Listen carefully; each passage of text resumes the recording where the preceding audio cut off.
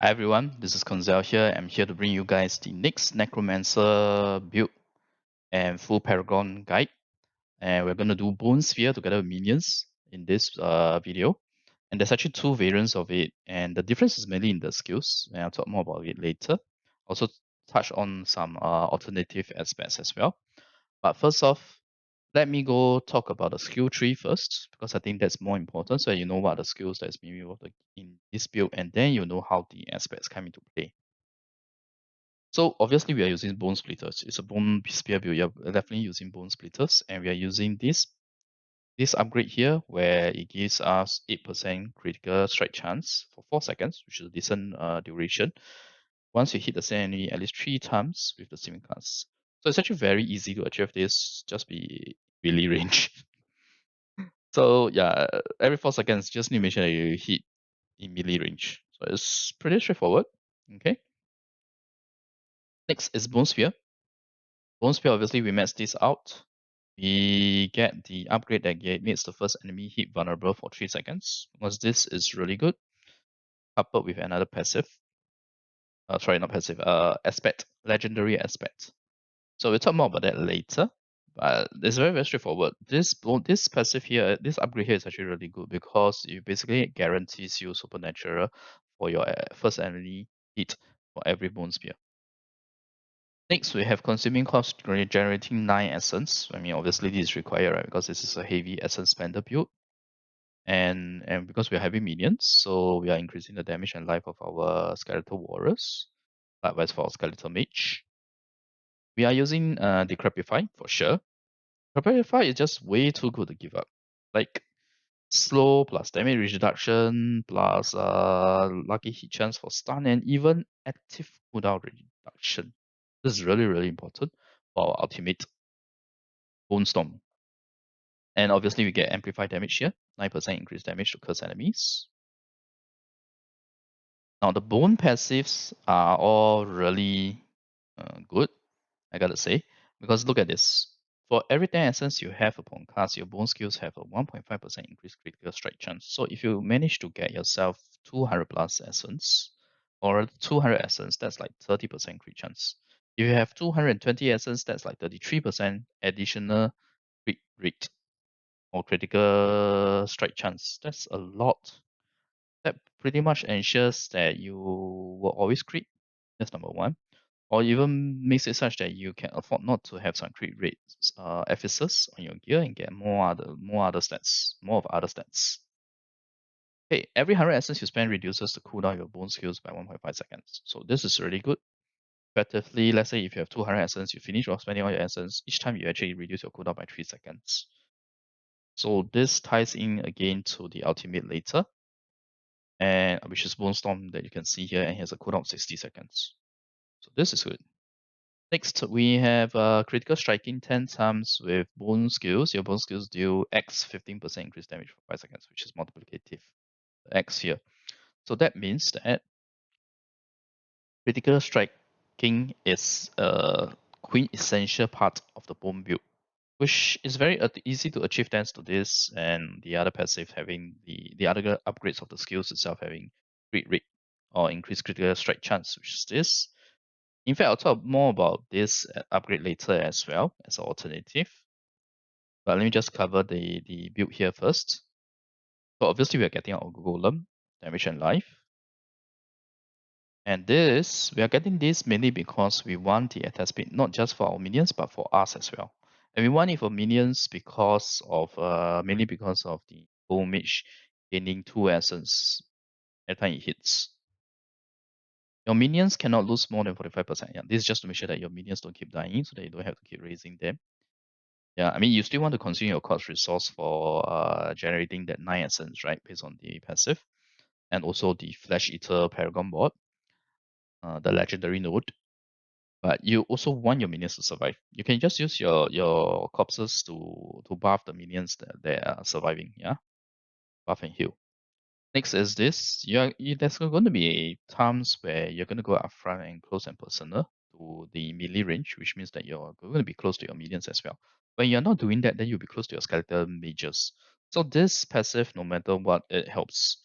Unfortunately, we don't have enough talent points to get this to 3, so we keep it as 2.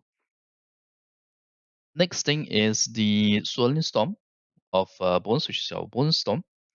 It has a cooldown of 60 seconds. It lasts for 10 seconds. It does a very nice modifier. It's pretty high, 180%. Damage reduction is increased by 15% of Bone Storm incentive, so that's good. And you get a whopping 20% critical strike chance while Bone Storm is active. So this is really good, and the way the whole passive here works synergizes perfectly with this. You notice that I didn't go Bone Spirit here. You can definitely also go Bone Spirit, but Bone Spirit is more, how should I put it? You definitely need better. It's more bursty. Bone Spirit is more bursty. You need more essence generation. Right for now, this build is going to focus on Bone Storm. Okay.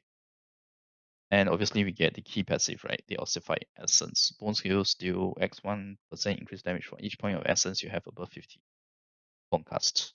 So that's why this ties back in again to the max essence thingy, right? So why are we doing minions? Because of this.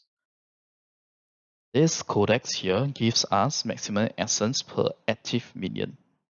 Now you know why we are going full minion. We're not really going full minions, but we are getting all 3 types of minions here to allow us get, say, in the best case scenario, if you manage to get 5 essence, that's 5 times. The base will be 441, right? It's a lot of minions. And we also have this. We are getting this. And why do I get skeletal mages and not skeletal warriors? Because of this. Wind Striker aspect here is very, very important. We are in a Bone Spear build where we are constantly hitting crits. So getting this bonus movement speed is very, very good. Because if you look at our skill setup, we don't have Blood Mist in here, and even Blood Mist isn't something that helps you move fast. Blood Mist is just a bit of a mobility in terms of being able to in an immune state per se. But this is very important. So much so that I would rather take this than getting 2 more skeletal warriors. Okay, now let me do it in a more structured manner. Okay, so first off, Bone Spear, Deathless Visage. This is perfect for Bone Spear. Is Shackle better?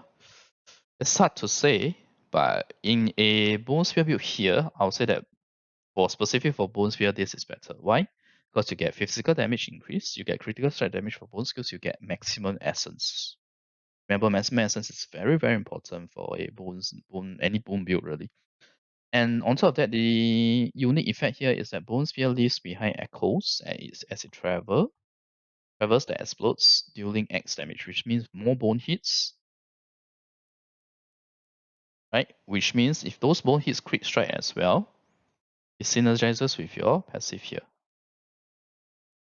So it's even easier to hit this bone damage bonus. Right? And you get all of the goodies here as well.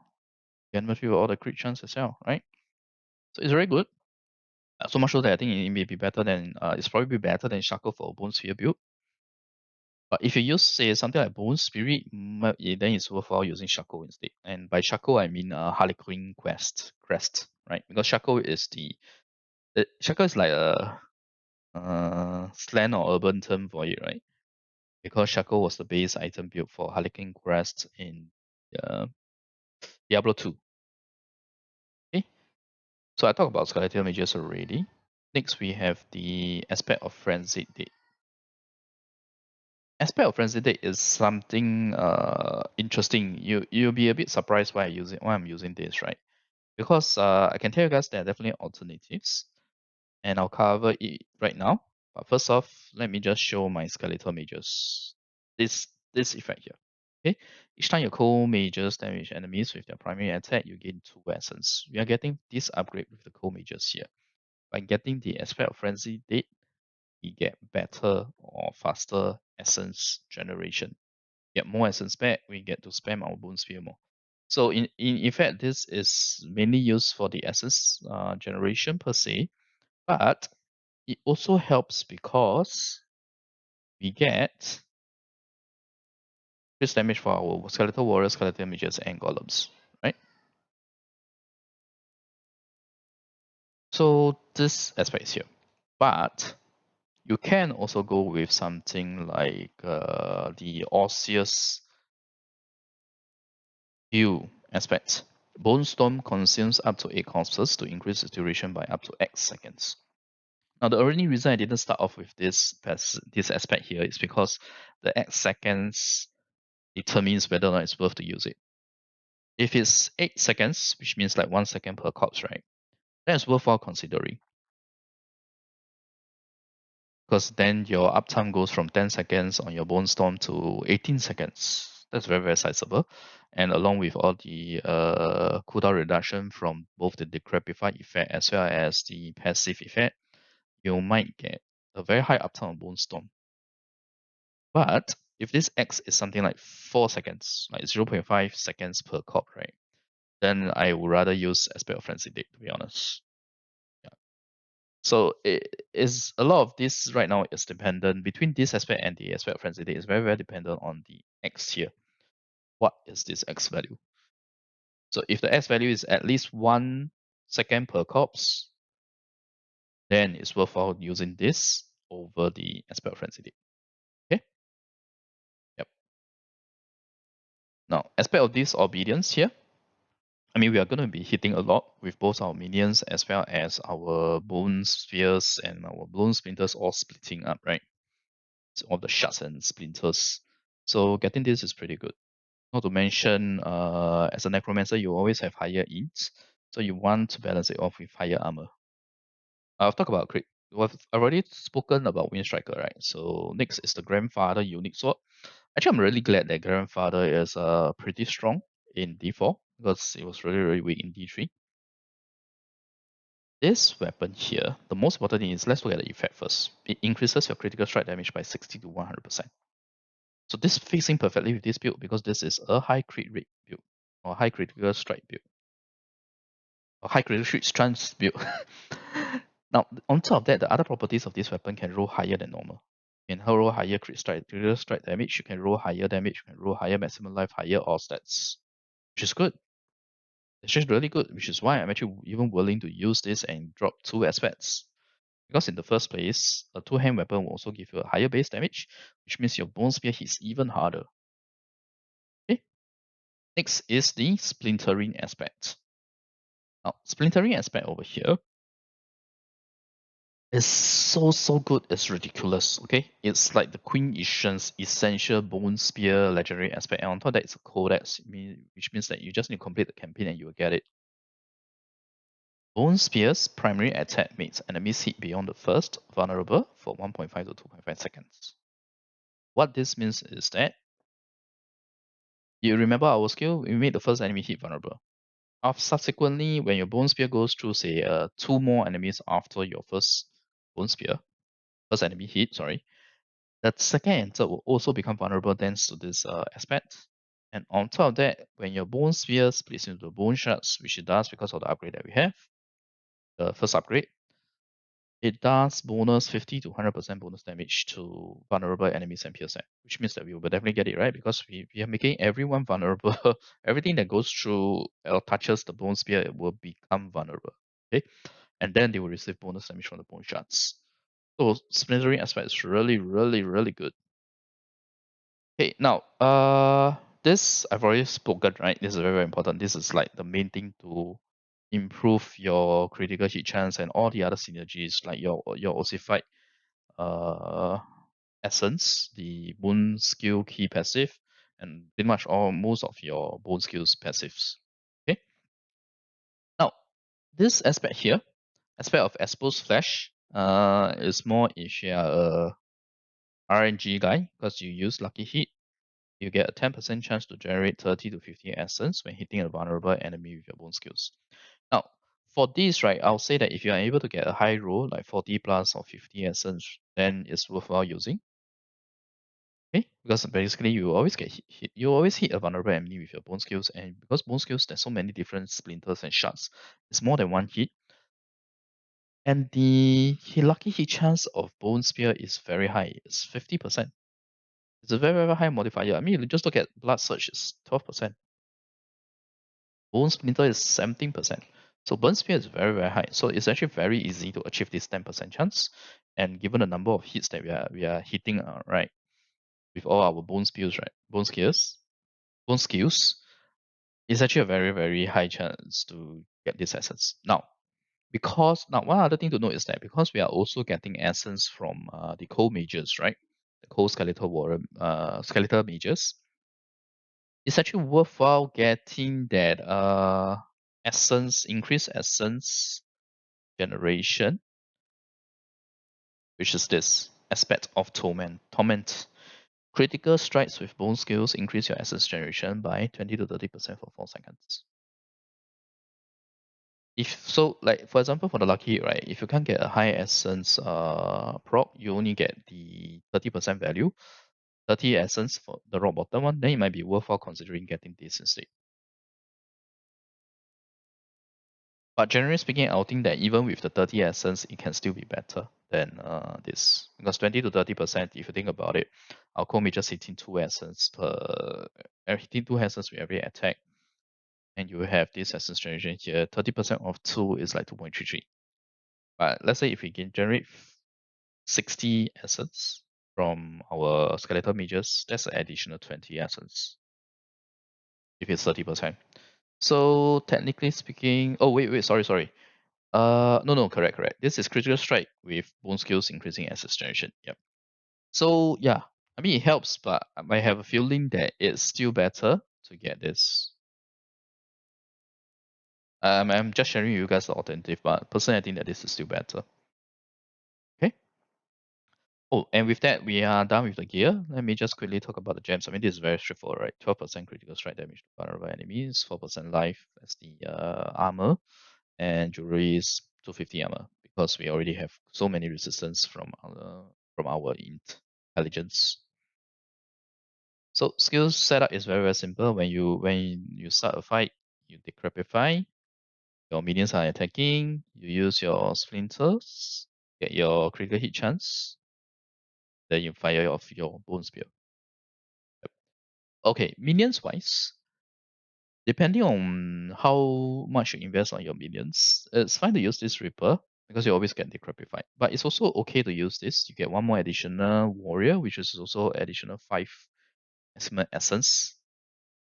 And that helps with your bone skills synergy. The only thing is that the skirmishers have reduced life, so you might have to end up reviving more of them. So we have to see in the actual end game how is the survivability of the skeletal warriors even with the Paragon upgrades. We may also have to end up using this defenders, yeah, maybe not ruling it out. Or you can even go for this if you want more corpses. So it's very flexible with regards to the skeletal warriors. Okay, next is skeletal mages. Now, skeletal mages, on the other hand, I'll highly recommend getting this. Each time your cold mages damage enemies with their primary attack, you can do essence. Because this is a lot of essence for you. And it allows you to spam your bone spear. Okay. Next is Golem. Now, Golem, technically speaking, I personally would have I want a taunt for my Golem. But not taunt and also corpse generation, but you can also go for something like a stun with vulnerable, or you can even go for damage reduction, right? Because the blood golem absorbs 15% of damage you will take. So it really depends on the content you're doing. For example, if you're doing a nightmare dungeon and you do have some survivability issues, it's perfectly alright to turn this blood golem use a blood golem instead. So for blood golem and skeletal warriors, it's actually pretty flexible. Okay. So I do see quite a few options. It's 1, 2, 3. Yep. Depending on how you want to do the setup. You want something that taunts and give you corpse, or you want something that reduces your damage, or you want something that provides more CC. Perfectly fine. Now, the reason why we are using Golem here is mainly because of Bone Storm. Because Bone Storm also applies to your Golem. So it's not just on you, it's on your Golem as well. That's why we are using Golem here. Okay. And yeah, so this is the setup, very straightforward. Now I want to talk about the variant now before I move on to talk about the Paragon board. A variant would be, instead of using Golem, use Bone Prison. But it's a bit anti-synergy with this, right? I mean, you lose one Bone Storm around your Golem. And Bone Prison, the thing about Bone Prison is that the modifier is actually good. You get additional essence from it. That's number one. Number two, you also make the enemies inside Bone Prison vulnerable. And what this means is that we actually can use the other upgrade for Bone Sphere, which is Paranormal instead of Supernatural. So we drop Bone Spear, always making the first enemy hit vulnerable for 3 seconds because we have a Bone Prison that's helping us get the vulnerable. And yes, Bone Prison has a 20-second cooldown at level 1. But remember, you have Decrepify, you have this Rapid Ossification. All of this is going to help reduce your Bone Prison cooldown to a stage where I believe that you'll be able to use it every fight as you move through a dungeon. Okay. And more importantly, in order to balance off, right, we also changed our Bone Splinter from giving us 8% critical strike chance to this, where it gives us a chance to make enemies vulnerable. And it's okay to drop this because we get so much crit rate, because we are doing a minion build and we are getting a lot of essence per minion. Okay. And more importantly, why do I want Paranormal Bone Spear? Because Paranormal Bone Spear is actually very strong. Okay, Bone Spear has a 5% critical strike chance. Okay, that helps. That's number one, that helps, and that elevates your 8% loss here, right? At least for Bone Spear, which is your main damage anyway. Now, if Bone Spear's primary projectile critically strikes, it fires 2 additional bone shards upon being destroyed. Each bone shard, as you can see, is 25% weapon damage. So we are talking about an additional 50% weapon damage, which is half of your Bone Spear's initial or primary projectile. But more importantly, because of splintering aspect, we gain 100%, or okay, wait, I should apply the amulet bonus, right? So it's 75% to 150% bonus, which means we get a chance of dealing up to an additional 150% bonus on these 2 additional bone shards, which basically gives us 50% times 1.5. That's like, oh wait, sorry. It's not that, it's 2.5 because it's 150% increase bonus. Yeah, 2.5. So it's like 100 plus, which basically makes it the same as having a additional primary projectile damage. So it's actually, it potentially makes your bone speed, your core skill here hit really, really hard. Okay, so there may be some benefit to using this Paranormal Bone Spear together with the Acolyte's Bone Splinters and plus a Bone Prison, just to make sure that you always have enemies being vulnerable. And it might be worth dropping your Golem for the Bone Storm. Depends on your playstyle. Depends on what you prefer. Both will work out pretty well. Okay, now let's talk about Paragon Board. That should be the main thing I want to cover actually. I needed to go through the build so that it's clear. So for the Paragon Board, right, it's pretty straightforward. You see here that we always go the center path. We get our intelligence, including the tank, and we go for this because we want the tank intelligence from the yellow or the red node for this requirement here. And you'll notice that the very first one that I go for is Corporal, because Corporal gives the bonus effect is 40% bonus to physical damage and damage reduction, which it should work for this damage portion here. And if it does, then it's a good way to give us more damage. That's number one. Number two, the additional bonus is also about physical damage, which helps our skeletal warriors, all our bone skills, most importantly, all our bone skills, and also the golem damage too. You can ignore this for now because I only went to get this after I confirmed that we have points to spare. So I guess when you are doing this build, right, you can go for this earlier if you want to, or you can leave it until you have sport points to spare. Okay, so that's the starting board. We only have our corporal glyph. The next board is obviously our bone grafts board, right? Bone grafts. It's very, very important because we are doing bone skills, and bone graph actually has a very good effect as well. Like I've said before, like the necromancer legendary nodes are all pretty good. So for bone spear or bone skills, hitting enemies with bone skills increases your damage by 1% and maximum essence by 3 for 8 seconds, stacking up to 7.5% increased damage and 10.5 maximum essence. So number one, it gives you maximum essence that already works with all the bone skill passives. There's already synergy there. And it also helps to give you some increased damage, which is nice, right? And this board is so good that we have gotten so many rare of the node clusters. Check it out. We only left one node untaken.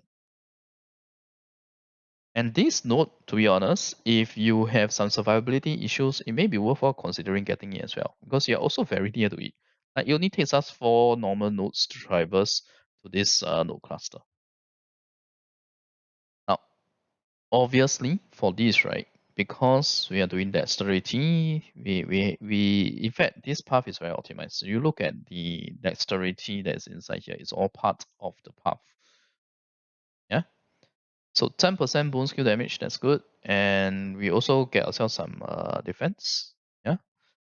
It's always good to try to get the defense nodes on your starting board and the first 2 boards after, because most of the time your stats should be enough to get the bonus effect from the rare node. Alright, now then moving on, we have another synergy for our bone skills as well as critical strike damage from bone skills. The dexterity, right? 240/260. I'm very sure we will get 20 dexterity from our gear. I mean, we are already using grandfather, and grandfather gives you all stats. I'm not too worried about that. Oh, and this rare node cluster is so important because it gives you maximum essence as well as essence on cube. Okay. Then we have critical hit strike chance, critical strike chance with bone skills as well as critical strike damage with bone skills. So that's nice. So along the way, to get our legendary node, there are rare node classes that are all good for the bones build. And along the way to the next board, we also get this. And or rather, I should say that this, we definitely need to get this. So from this to the next board is 5 nodes. So it's okay. This takes more than 5 nodes.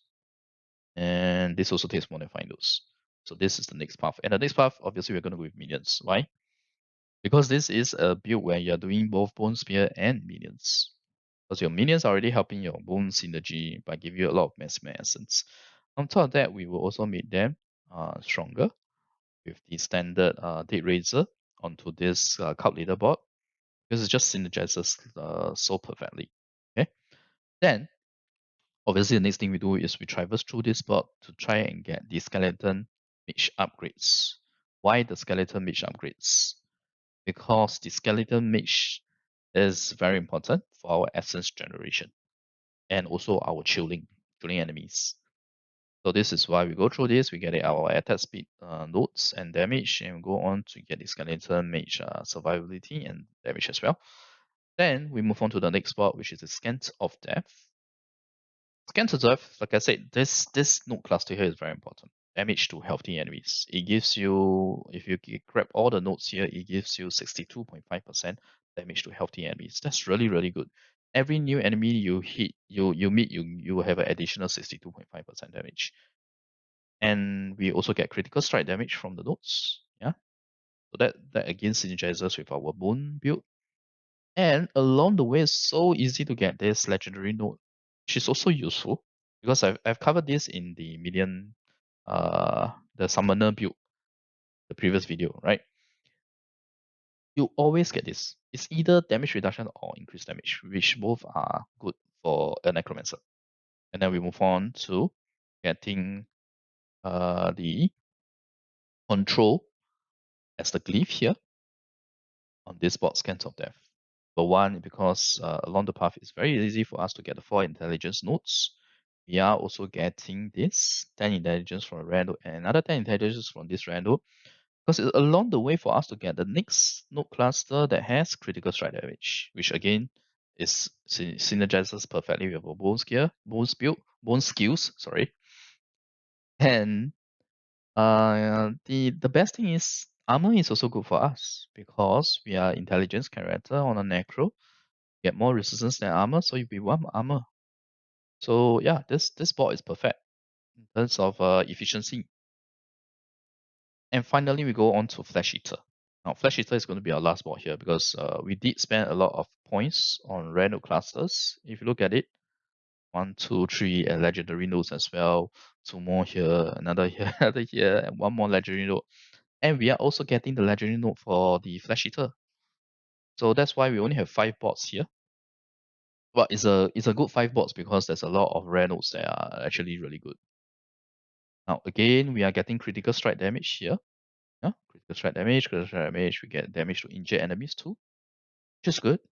We already have a cluster of damage to injured enemies, but I don't see a problem getting more. Okay. And as again, this path, after I have rotated the board and matched it perfectly, right? We go through a good rare node cluster. And we go have a very, very close path, just 5 nodes to the Flesh Eater legendary node that allows us to consume 5 corpses and get 40% increased damage for 6 seconds. This is really good. And we are doing minions, so we will always be able to consume corpses. Okay, spam your skeletal warrior buff or raising button. And then we go on to the next glyph, which is Essence. Essence is actually really good for a Bone Spear build, because first off, Bone Spear is a core skill, so we get increased critical strike damage again, and this is level 1, so when we level up, we get more critical strike damage, level the glyph up. The additional bonus here is also very, very nice. Critical strikes deal 22% increased damage to enemies that are not healthy. No, this is not 22% increased critical strike damage. This is 22% increased damage, which means that if I read it correctly, it should be something like a separate multiplier. So that's really, really good. Okay, that's number 1. Number 2, the effect is, or the condition is enemies that are not healthy. Healthy means that your HP is more than 80%. When you're not healthy, it means that your HP is less than 80%. So basically, this gives you a 22% increased damage to enemies that have less than 80% HP. Can you imagine how good this is against bosses? Because your bosses are gonna last long, right? They're not gonna get one shot by you, right? Or even in like the toughest nightmare dungeons where the enemies are much higher level than you and you can't one shot them and stuff like that. Most of the time, this additional bonus here will take effect. So it's really, really good, especially for a bone build where you already have high critical strike chance. It's perfect synergy. So yep, there you have it. This is a Paragon board that I have for you guys. We go for the Bone Graph, Cult Leader, Scant of Death, and Flesh Eater. And Glyphs wise, we have Corporal, the Exploit. Yeah, I forgot to mention this, right? Exploit, yes. Because our bone build is always making enemies vulnerable, so obviously we can Exploit. So Corporal for physical damage for your bone skills, Exploit for because we are getting vulnerable, always making enemies vulnerable. We have this here, the Dead Razor, because we are having minions in our build, and more importantly, the additional bonus, right, is actually higher than most others' value. It's usually always 10%, but in this case, it's up to 12%. And it's very easy for your minions to deal damage and allow you to get this increased damage, right? And then we have control, which we will always have because we have our skeletal mages and we have our decrepify. And then finally assets. So yeah, I really like how this Bone Spear Necro is coming along. In terms of the optimization at the end game state at level 100, what the board looks like, how the skills look like, and how the gears look like. And I also like that there's a lot of flexibility with regards to the skeletal warriors, as well as the golems. So it's nice. Yeah. Alright, so thanks everyone for watching. I hope this video has been helpful to you guys. I'll probably continue to share the other minion, rather than other necro builds that I have, because I actually did a lot of necro builds. For some reason, I completely went ham on necro. So we did this right in our first Necro video. Now we have covered the 2 Bone Sphere minion variants in our second. I'll probably do Blood Orb next, where it's a minionless build, no minions at all. And then I'll cover Blood Surge with minions, and then finally will be a shadow focus build. I'll probably cover both the Reaper and the Blight Army at the same time because there's not much variation between these two. It's kind of like the Bone Sphere minions 1 and 2. Okay, so anyway, if you like the content, remember the video and click subscribe for more. Thanks everyone for watching. Bye.